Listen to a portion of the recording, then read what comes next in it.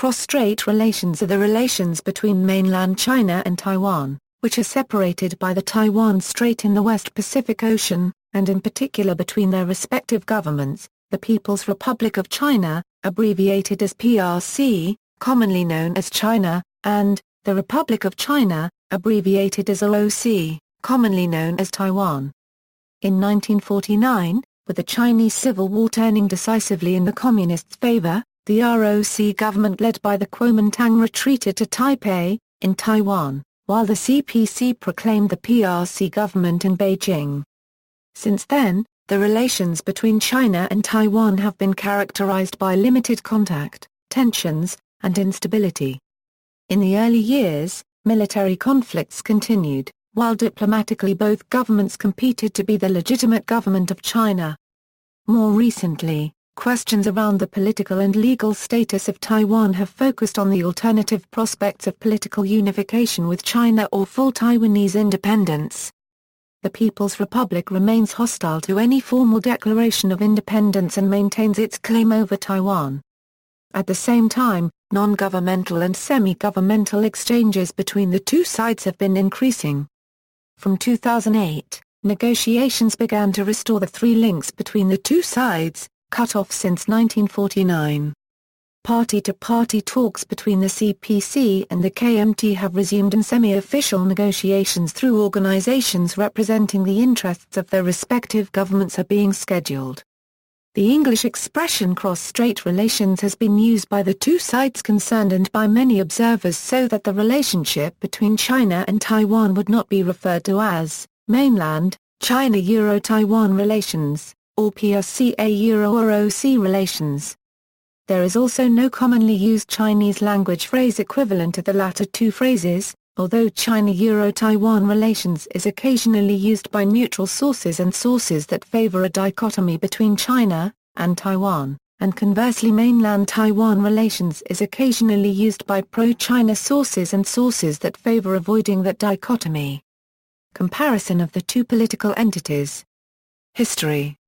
Before 1949 . The early history of cross-strait relations involved the exchange of cultures, people, and technology. However, no Chinese dynasty formally incorporated Taiwan in ancient times. In the 16th and 17th centuries, Taiwan caught the attention of first Portuguese, then Dutch and Spanish explorers. In 1624, the Dutch established their first settlement in Taiwan. In 1662, Koxinga, a Ming dynasty loyalist, defeated the Dutch rulers of Taiwan, and took the island, establishing the first formally Han-Chinese regime in Taiwan. Koxinga's heirs used Taiwan as a base for launching raids into mainland China against the Manchu Qing dynasty. However, they were defeated in 1683 by Qing forces. The following year, Taiwan was incorporated into Fujian province. Over the next 2 centuries, the imperial government paid little attention to Taiwan. The situation changed in the 19th century, with other powers increasingly eyeing Taiwan for its strategic location and resources. In response, the administration began to implement a modernization drive. In 1887, Taiwan province was declared by imperial decree. Within 10 years, Taiwan had become one of the most modern provinces in the empire. However, the fall of the Qing outpaced the development of Taiwan, and in 1895, following its defeat in the First Sino-Japanese War, the imperial government ceded Taiwan to Japan in perpetuity. Qing loyalists briefly resisted the Japanese rule under the banner of the Republic of Taiwan, but order was quickly established by Japanese authorities. Japan ruled Taiwan until 1945. During this time, Taiwan, as part of the Japanese Empire, was a foreign jurisdiction in relation to first the Qing Empire, and, after 1912, the ROC. In 1945, Japan was defeated in World War II and surrendered its forces in Taiwan to the ROC, then ruled by the Kuomintang. The period of post-war Kuomintang rule over China was marked in Taiwan by conflicts between local residents and the new KMT authority, most violently in the February 28 incident, which occurred on February 28, 1947. The seeds for the Taiwan autonomy and independence movement were sown in this time. During this time and in subsequent periods, the Taiwan autonomy and independence movement was allied with the CPC in the struggle against Chiang Kai-shek's KMT-led government in the ROC. Indeed, one such organization, the Taiwan Democratic Self-Government League, remains one of the 8 official minor parties in China. China was soon engulfed in full-scale civil war. In 1949, the war turned decisively against the KMT and in favor of the CPC. On October 1, 1949, the CPC proclaimed the founding of the People's Republic of China in Beijing. The ROC government retreated, eventually declaring Taipei its temporary capital in December 1949. Military stalemate to diplomatic war equals. The two governments continued in a state of war until 1979. In October 1949, PRC's attempt to take the ROC-controlled island of Kinmen was thwarted in the Battle of Kuningtou, halting the PLA advance towards Taiwan. The Communists' other amphibious operations of 1950 were more successful. They led to the Communist conquest of Hainan Island in April 1950, capture of Wanshan Islands off the Guangdong coast and of Tsushan Island off Zhejiang. In June 1949, the ROC declared a closure of all Chinese ports and its navy attempted to intercept all foreign ships. The closure covered from a point north of the mouth of Min River in Fujian Province to the mouth of the Liao River in Manchuria. Since China's railroad network was underdeveloped, north-south trade depended heavily on sea lanes. ROC naval activity also caused severe hardship for Chinese fishermen. After losing China, a group of approximately 12,000 KMT soldiers escaped to Burma and continued launching guerrilla attacks into southern China. Their leader, General Li Mi, was paid a salary by the ROC government and given the nominal title of Governor of Yunnan. Initially, the United States supported these remnants and the Central Intelligence Agency provided them with aid. After the Burmese government appealed to the United Nations in 1953, the U.S. began pressuring the ROC to withdraw its loyalists. By the end of 1954, nearly 6,000 soldiers had left Burma and Li Mi declared his army disbanded. However, thousands remained, and the ROC continued to supply and command them, even secretly supplying reinforcements at times. The Kuomintang Islamic insurgency in China was fought by Muslim Kuomintang army officers who refused to surrender to the Communists throughout the 1950s and 60s. During the Korean War, some captured Communist Chinese soldiers, many of whom were originally KMT soldiers, were repatriated to Taiwan rather than China. A KMT guerrilla force continued to operate cross-border raids into southwestern China in the early 1950s. The ROC government launched a number of air bombing raids into key coastal cities of China such as Shanghai. Though viewed as a military liability by the United States, the ROC viewed its remaining islands in Fujian as vital for any future campaign to defeat the PRC and retake China. On September 3, 1954, the first Taiwan Strait crisis began when the PLA started shelling Quemoy and threatened to take the Dachan Islands. On January 20, 1955, the PLA took nearby Yajiangshan Island, with the entire ROC garrison of 720 troops killed or wounded defending the island. On January 24 of the same year, the United States Congress passed the Formosa Resolution authorizing the President to defend the ROC's offshore islands.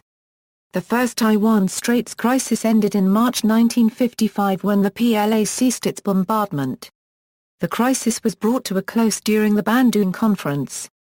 The second Taiwan Strait crisis began on August 23, 1958 with air and naval engagements between the PRC and the ROC military forces, leading to intense artillery bombardment of Quemoy and Amoy, and ended on November of the same year. PLA patrol boats blockaded the islands from ROC supply ships.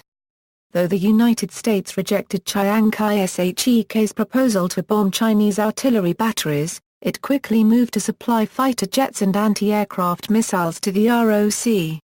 It also provided amphibious assault ships to land supply, as a sunken ROC naval vessel was blocking the harbor. On September 7, the United States escorted a convoy of ROC supply ships and the PRC refrained from firing. On October 25, the PRC announced an even-day ceasefire. The PLA would only shell Kwame on odd-numbered days.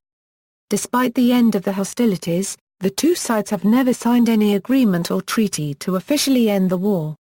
After the 1950s, the war became more symbolic than real, represented by on-again, off-again artillery bombardment towards and from Kinmen. In later years, live shells were replaced with propaganda sheets. The bombardment finally ceased in 1979 after the establishment of diplomatic relations between the People's Republic of China and the United States. During this period, movement of people and goods virtually ceased between PRC and ROC-controlled territories. There were occasional defectors. One high-profile defector was Justin Yafulin, who swam across the Kinmen Strait to China and is now chief economist and senior vice president of the World Bank. Most observers expected Chiang's government to eventually fall in response to a communist invasion of Taiwan, and the United States initially showed no interest in supporting Chiang's government in its final stand. Things changed radically with the onset of the Korean War in June 1950. At this point, allowing a total communist victory over Chiang became politically impossible in the United States, and President Harry S. Truman ordered the United States Seventh Fleet into the Taiwan Straits to prevent the ROC and PRC from attacking each other. After the ROC complained to the United Nations against the Soviet Union supporting the PRC, the UN General Assembly Resolution 505 was adopted on February 1, 1952 to condemn the Soviet Union. Diplomatically during this period, until around 1971, the ROC government continued to be recognized as the legitimate government of China and Taiwan by most NATO governments. The PRC government was recognized by Soviet bloc countries, members of the non-aligned movement, and some Western nations such as the United Kingdom and the Netherlands. Both governments claimed to be the legitimate government of China, and labeled the other as illegitimate. Civil war propaganda permeated the education curriculum. Each side portrayed the people of the other as living in hell-like misery. In official media, each side called the other bandits.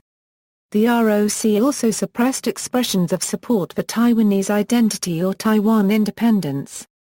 Thawing of relations equals. Following the break of official relations between the United States and the ROC in 1979, the ROC government under Chiang Ching-kuo maintained a three-nose policy in regards to communicating with the Chinese government. This policy however was revised following the May 1986 hijacking of a China Airlines cargo plane, in which the Taiwanese pilot subdued other members of the crew and flew the plane to Guangzhou. In response, Chiang sent delegates to Hong Kong to discuss with PRC officials for the return of the plane and crew, which is seen as a turning point between Cross-Strait relations. In 1987, the ROC government began to allow visits to China. This benefited many, especially old KMT soldiers, who had been separated from their family in China for decades. This also proved a catalyst for the thawing of relations between the two sides. Problems engendered by increased contact necessitated a mechanism for regular negotiations. In order to negotiate with China on operational issues without compromising the government's position on denying the other side's legitimacy, the ROC government under Chiang Ching-kuo created the Straits Exchange Foundation, a nominally non-governmental institution directly led by the Mainland Affairs Council, an instrument of the executive yuan. The PRC responded to this initiative by setting up the Association for Relations Across the Taiwan Straits, directly led by the Taiwan Affairs Office of the State Council. This system, described as white gloves, allowed the two governments to engage with each other on a semi-official basis without compromising their respective sovereignty policies. Led by highly respected elder statesmen Ko Chen-fu and Wang Duhan, the two organizations began a series of talks that culminated in the 1992 meetings, which, together with subsequent correspondence, established the 1992 consensus, under which both sides agreed to deliberate ambiguity on questions of sovereignty, in order to engage on operational questions affecting both sides. Also during this time, however, the rhetoric of ROC President Lee Teng-hui began to turn further towards Taiwan independence. Prior to the 1990s, the ROC had been a one-party authoritarian state committed to eventual unification with China. However, with democratic reforms, the attitudes of the general public began to influence policy in Taiwan. As a result, the ROC government shifted away from its commitment to the One China policy and towards a separate political identity for Taiwan. Lee's China counterpart, Jiang Zemin, was unwilling to compromise on the matter. Jiang attempted to influence the 1996 ROC election in Taiwan by conducting a missile exercise designed to warn the pro-independence Pan-Green coalition, leading to the Third Taiwan Strait crisis. By 1998, semi-official talks had broken down. Hostile non-contact equals. Chen Shui-bian was elected president of the ROC in 2000. Politically, Chen is strongly pro-Taiwan independence. Chen's repudiation of the 1992 consensus combined with the PRC's insistence that the ROC agree to the One China principle for negotiations to occur prevented improvement in cross-strait relations. Hu Jintao became president of the PRC in 2003, though he was ruling de facto paramount leader as General Secretary of the Communist Party of China since late 2002. Chen called for talks without any preconditions, repudiating the 1992 consensus, while Hu continued to insist that talks can only proceed under an agreement of the One China principle. Chen Shui-bian and his party continued to express an ultimate goal of formal Taiwanese independence, and make statements on the political status of Taiwan that the PRC considers provocative. At the same time, Hu and the PRC continued a military missile build-up across the strait from Taiwan while making threats of military action against Taiwan should it declare independence or if the PRC considers that all possibilities for a peaceful unification are completely exhausted. The PRC also continued applying diplomatic pressure to other nations to isolate the ROC diplomatically. Despite these provocations, in 2001 Chen lifted the 50-year ban on direct trade and investment with the PRC, which made the later ECFA possible. During the 2003 Iraq War, the PRC allowed Taiwanese airlines use of China's airspace. After the re-election of Chen Shui-bian in 2004, whose government changed the previous blanket no-contact policy, a holdover from the Jiang Zemin administration. Under the new policy, on the one hand, the PRC government continued a no-contact policy towards Chen Shui-bian. It maintained its military build-up against Taiwan, and pursued a vigorous policy of isolating Taiwan diplomatically. In March 2005, the anti-secession law was passed by the National People's Congress, formalizing non-peaceful means as an option of response to a formal declaration of independence in Taiwan. On the other hand, the PRC administration loosened its rhetoric in relation to Taiwan, and pursued contact with apolitical, or politically non-independence-leaning, groups in Taiwan. In his May 17 statement in 2004, Hu Jintao made friendly overtures to Taiwan on resuming negotiations for the three links, reducing misunderstandings, and increasing consultation. In the anti-secession law passed in 2005, the PRC government for the first time authoritatively committed to negotiations on the basis of equal status between the two sides, and further refrained from imposing the One China policy as a precondition for talks. The CPC increased contacts on a party-to-party basis with the KMT, then the opposition party in Taiwan. Despite having been the warring parties in the Chinese Civil War, the CPC and the KMT also had a history of cooperation, when the two parties twice cooperated in the Northern Expedition and the war against Japan. The increased contacts culminated in the 2005 Pan-Blue visits to China, including a meeting between Hu and NKMT chairman Lian Chan in April 2005. Resumption of high-level contact equals. On March 22, 2008, the KMT party won the presidential election in the Republic of China. It also won a large majority in the legislature. A series of meetings between the two sides have followed. On April 12, 2008, Hu Jintao held a meeting with ROC's then Vice President-elect Vincent Seo as chairman of the Cross-Straits Common Market Foundation during the Boei Forum for Asia.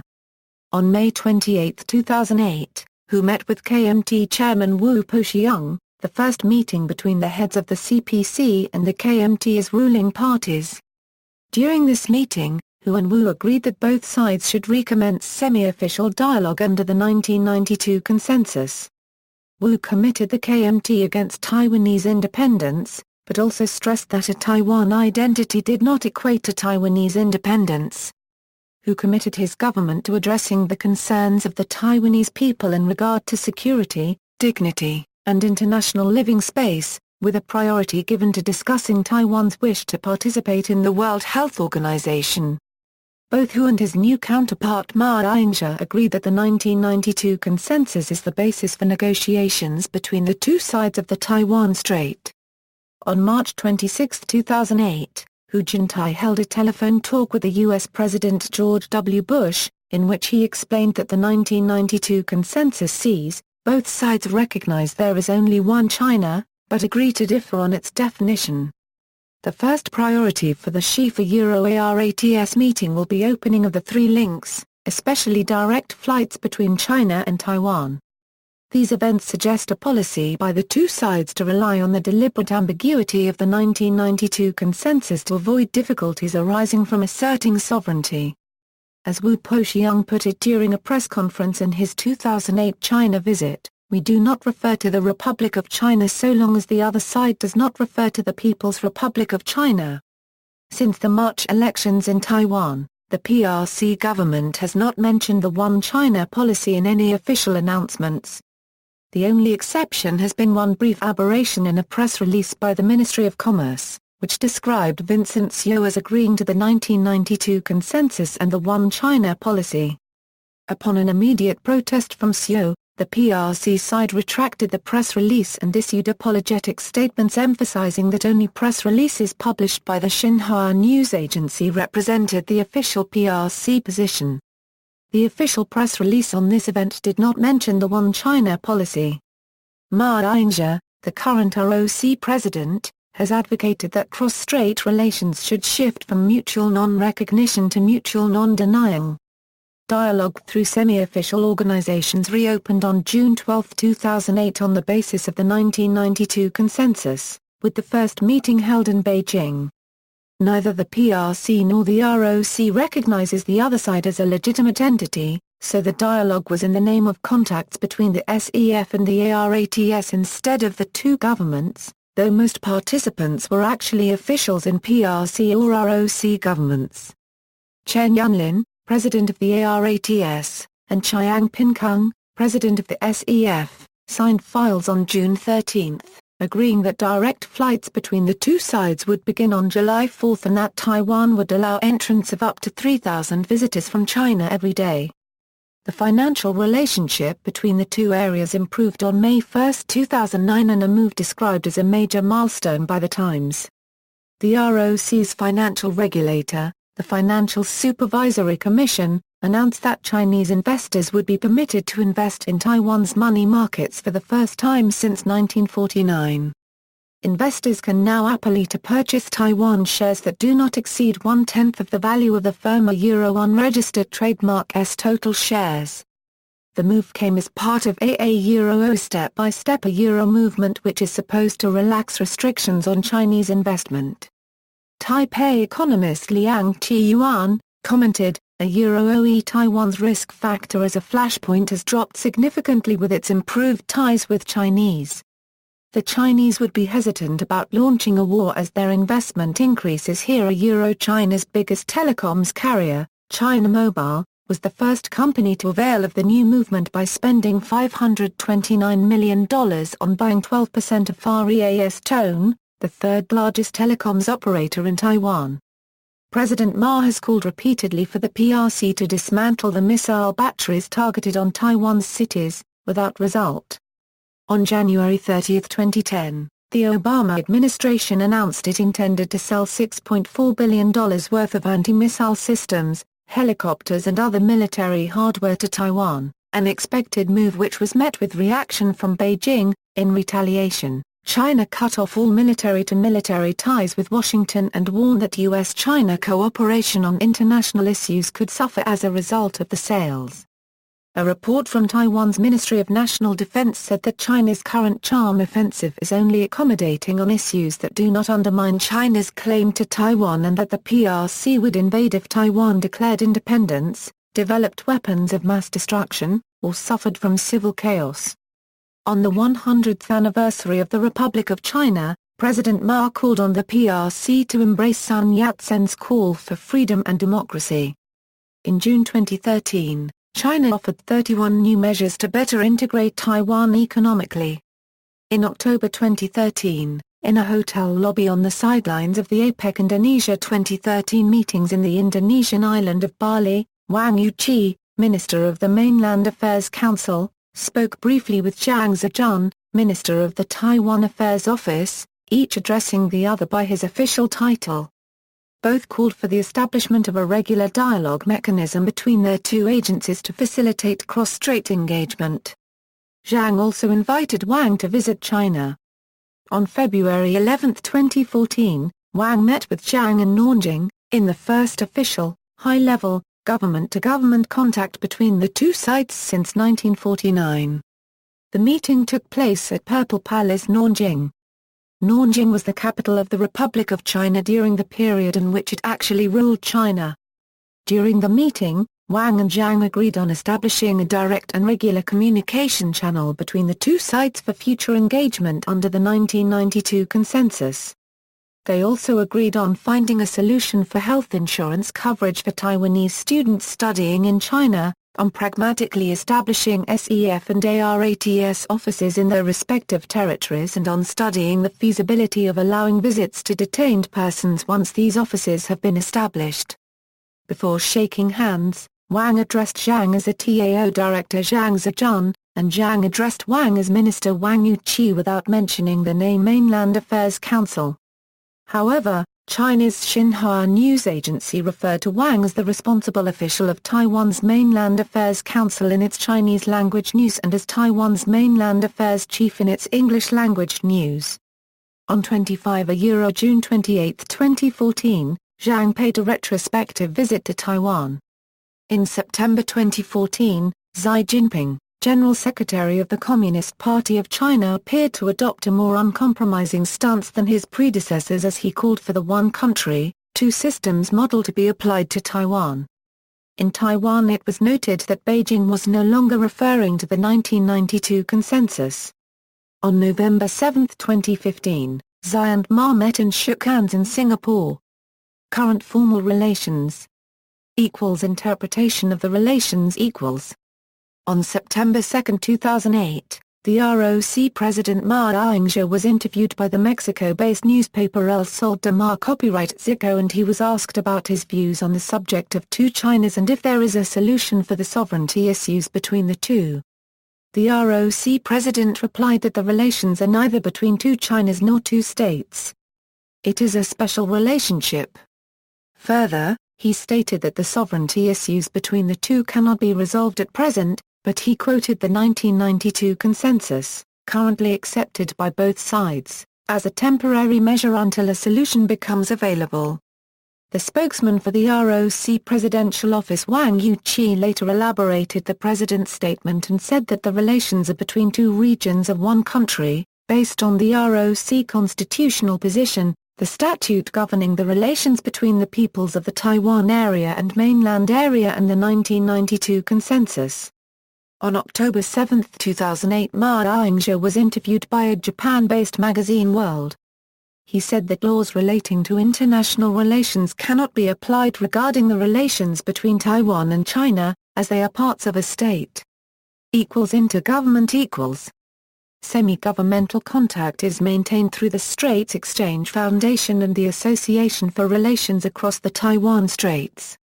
Negotiations between the SEF and the ARATS resumed on June 11, 2008. Although formally privately constituted bodies, the SEF and the ARATS are both directly led by the executive government of each side, the SEF by the Mainland Affairs Council of the Executive Yuan of the ROC, and the ARATS by the Taiwan Affairs Office of the State Council of the PRC. The heads of the two bodies, Lin Joinsain and Chen Deming, are both full-time appointees and do not hold other government positions. However, both are senior members of their respective political parties, and both have previously served as senior members of their respective governments. Their deputies, who in practice are responsible for the substantive negotiations, are concurrently senior members of their respective governments. For the June 2008 negotiations, the main negotiators, who were deputy heads of the SEF and the ARATS respectively, are concurrently deputy heads of the Mainland Affairs Council and the Taiwan Affairs Office respectively. To date, the most official representative offices between the two sides are the PRC's Cross-Strait Tourism Exchange Association in Taiwan, established on May 7, 2010, and ROC's Taiwan Strait Tourism Association in China, established on May 4, 2010. However, the duties of these offices are limited only to tourism-related affairs so far. 2008 meetings equals. First 2008 meeting, a series of meetings were held between the SEF and the ARATS at Taiwan State Guest House in Beijing from June 11, 2008 to June 14, 2008. By convention, Chief ARATS negotiations proceed in 3 rounds, a technical round led by negotiators seconded from the relevant government departments, a draft round led by deputy heads of the two organizations, and a formal round led by the heads of the two organizations. In this case, however, both sides have already reached broad consensus on these issues on both the technical and political levels through previous negotiations via the non-governmental and inter-party channels. As a result, the initial technical round was dispensed with, and the negotiations began with the second, draft round. The two sides agreed to the following.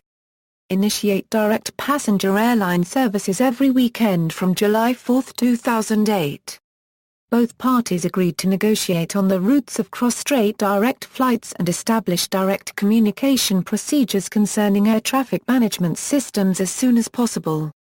But before the routes of direct flights are finalized, charter flights may temporarily fly across Hong Kong Flight Information Region. There is no need to stop in Hong Kong, but planes still have to fly through its airspace. Weekend charter flights shall fly from each Friday to the following Monday for a total of 4 full days. China agreed to open the following 5 cities as destinations: Beijing, Shanghai, Guangzhou, Xiamen and Nanjing. Mainland China shall open Xiongde, Chongqing, Hanzhou, Dalian, Guilin, Shenzhen and other destinations later on, and other cities if so demanded by the market. Taiwan agreed to open the following 8 cities as destinations: Taiwan, Kaohsiung, Taichung, Taipei, Peng, Hualien, Kinmen and Taitung. Opening Taiwan to Chinese tourists. Both parties agreed that Chinese tourists must travel to the Taiwan in groups. Tourists must enter into, visit, and exit from Taiwan in groups. The maximum quota of tourists received by the party responsible for tourist reception shall not exceed the average of 3,000 persons per day, and each group shall consist of a minimum of 10 persons and 40 persons at the maximum, being in Taiwan for a maximum of 10 days. However, in 2012, it was agreed by both parties that individual tourists from the Chinese cities of Beijing, Shanghai, and Xiamen were allowed to visit Taiwan.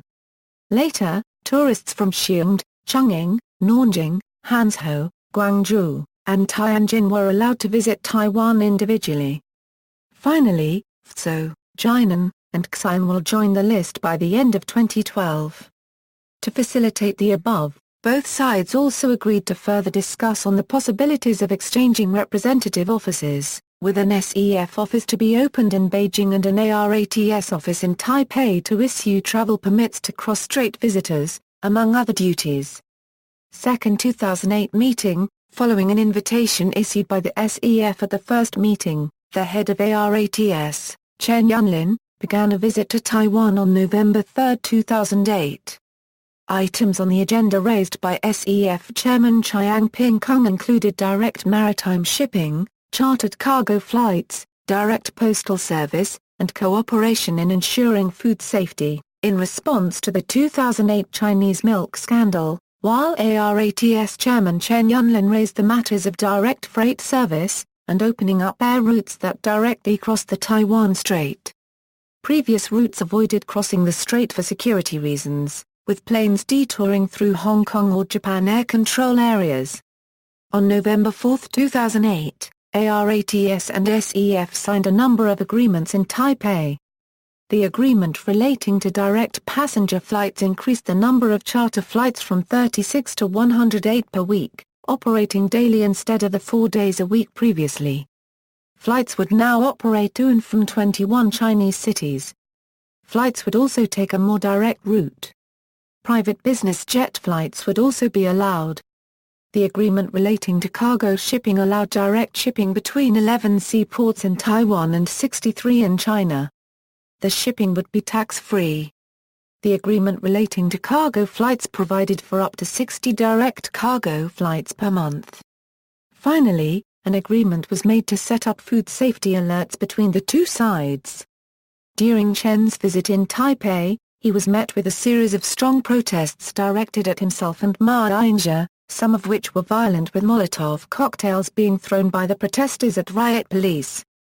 A series of arrests were made after the protests. Local police reported that 149 of its officers were injured during the opposition protests. Consistent with the 1992 consensus, Chen did not call Ma as president. Similarly, the representatives from Taiwan did not call the PRC President Hu Jintao as president in the previous meeting in Beijing. The polls in two of Taiwan's biggest newspapers after the visit reported that the public was pleased with Chen's visit, with about 50% of the Taiwanese public considered Chen's visit having a positive effect on Taiwan's development, while 18 to 26% of the respondents thought the effect would be negative. In another poll, it suggested that 26% of the respondents were satisfied with the DPP chairwoman Tsai Ing-wen's handling of the crowds in the series of protests, while 53% of the respondents were unsatisfied. The same poll also showed that 33% of the respondents were satisfied with President Ma's performance at his meeting with Chen Yunlin, while 32% of the respondents were not satisfied. According to a telephone poll conducted by Taiwan's top-selling Apple Daily newspaper on November 7, 2008 on the subject of a series of anti-Chen protests organized by the DPP, 62.12% of the respondents considered it bad for DPP's image, describing it as a violent party. 31.13% of the respondents considered it good for the DPP's image, as it demonstrated Taiwan's democracy, while 6.75% of the respondents did not express an opinion.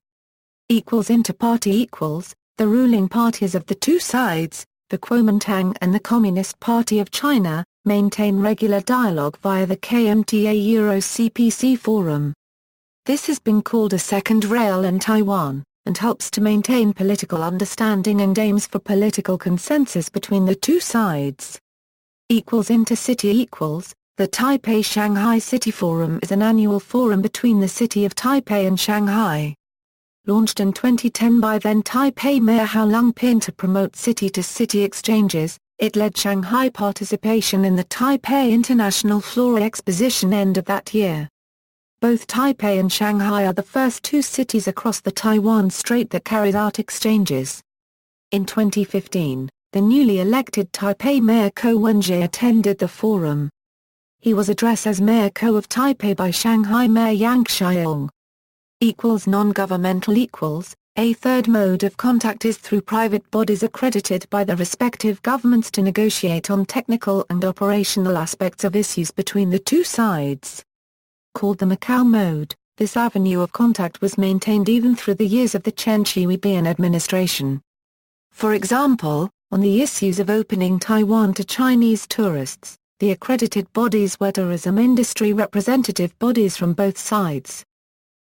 Public opinion according to an opinion poll released by the Mainland Affairs Council taken after the second 2008 meeting, 71.79% of the Taiwanese public supported continuing negotiations and solving issues between the two sides through the semi-official organizations, SEF and ARATS. 18.74% of the Taiwanese public did not support this, while 9.47% of the Taiwanese public did not have an opinion. Sunflower movement. However, in 2014, the Sunflower Student Movement broke out. Citizens occupied the Taiwanese legislature for 21 days, protesting against the government forcing through Cross-Strait service trade agreement without consulting public opinion and without proper legislative supervision. The protesters perceived the trade pact with China would leave Taiwan vulnerable to political pressure from Beijing.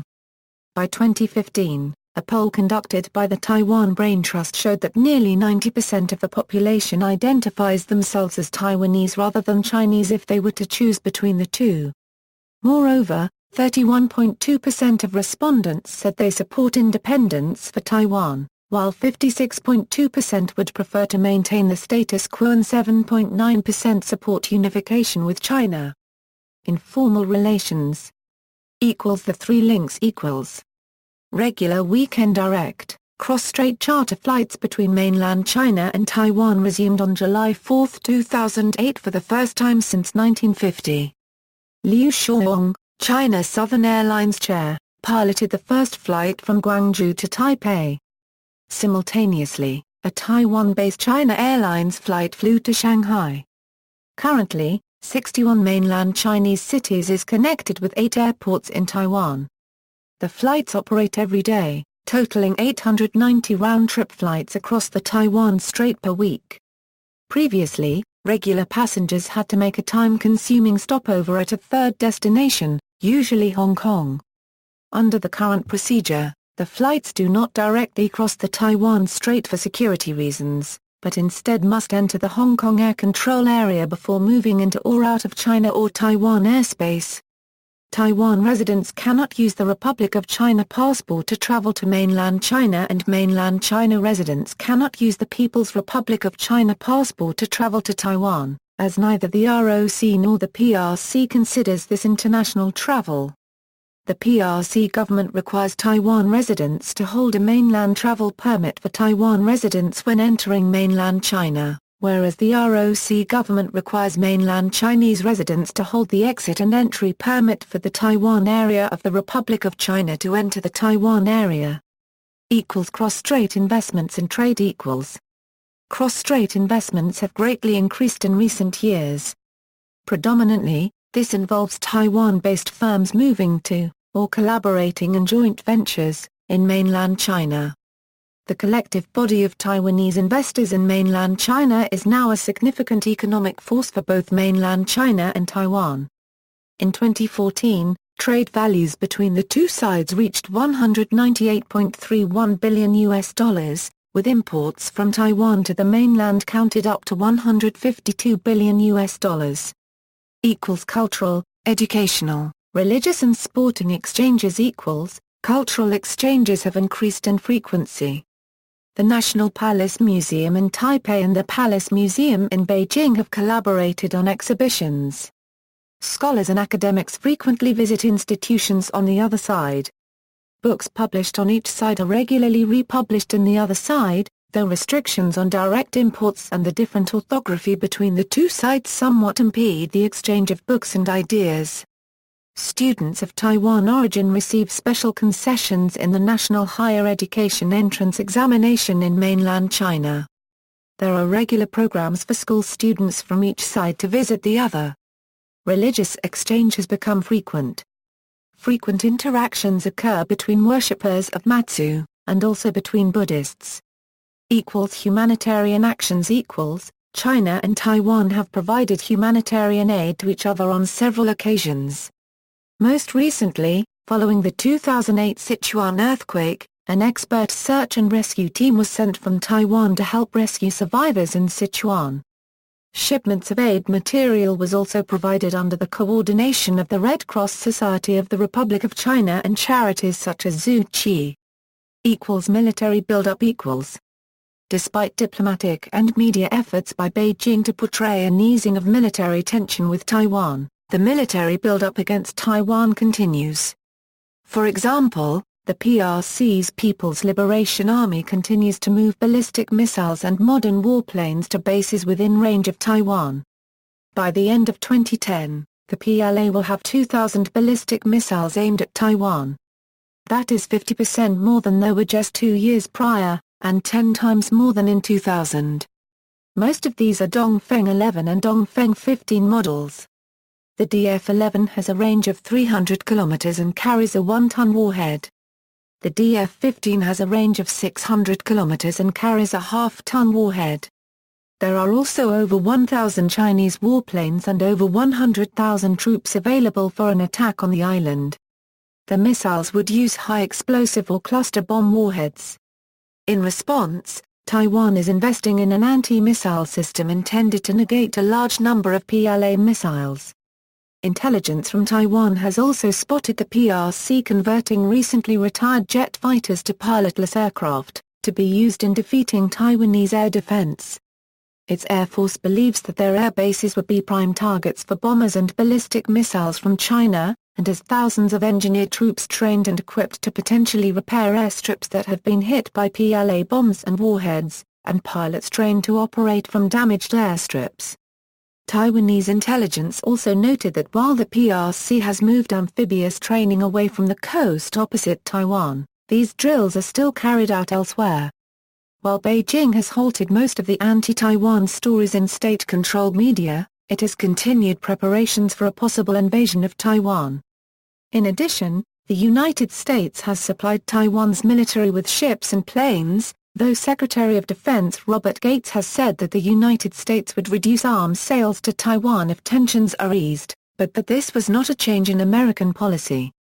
In 2012, PASOM Commander Willard said that Ma had reduced the possibility of a cross-strait conflict, in spite of the PRC's military build-up. A 2008 report by the RAND Corporation analyzing a theoretical 2020 attack by China on Taiwan suggested that the U.S. would likely not be able to defend Taiwan. Political stability ROC National Security Bureau Director General Tsai Desheng has said that Xi Jinping, the General Secretary of the Communist Party of China, has the best understanding of Taiwan, and this is likely to lead to continued political stability in cross-strait relations. See also: Political status of Taiwan, Huangpu Summit, Chen-Chiang Summit, Cross-Straits Economic Trade and Culture Forum, Cross-Strait Peace Forum, Foreign Relations of Taiwan, Foreign Relations of China. Notes. References. Further reading: books, Bush, R. and O'Hanlon, M.A. War Like No Other, The Truth About China's Challenge to America. Wiley. ISBN 0-471-98677-1, Bush, are Untying the Knot, Making Peace in the Taiwan Strait. Brookings Institution Press. ISBN 0-8157-1290-1, Cardinal, Juan Pablo. Araujo, Heriberto. La Silenciosa Conquista China. Barcelona, Kratika pages 261-272. Carpenter, T. America's Coming War with China, A Collision Course Over Taiwan. Palgrave Macmillan. ISBN 1-4039-6841-1, Cole, B. Taiwan's Security, History and Prospects. Routledge. ISBN 0-415-36581-3, Copper, J. Playing with Fire, The Looming War with China Over Taiwan. Praledger Security International General Interest. ISBN 0-275-98888-0, Gill, B. Rising Star, China's New Security Diplomacy. Brookings Institution Press. ISBN 0-8157-3146-9, Shirk, S. China, Fragile Superpower, How China's Internal Politics Could Derail Its Peaceful Rise. Oxford University Press. ISBN 0-19-530609-0, Tsang, S. If China Attacks Taiwan, Military Strategy, Politics and Economics. Routledge. ISBN 0-415-40785-0, Tucker, N. B. Dangerous Strait, The U.S.-Taiwan-China Crisis. Columbia University Press. ISBN 0-231-13564-5. Wackman, Alan M. Y. Taiwan? Geostrategic Rationales for China's Territorial Integrity. Stanford University Press. ISBN 978-0804755542. Articles, Federation of American Scientists A.L. Chinese Nuclear Forces and U.S. Nuclear War Planning, Sutter, Robert, Taiwan's Future, Narrowing Straits, China, Taiwan, and the Battle for Latin America, 21p.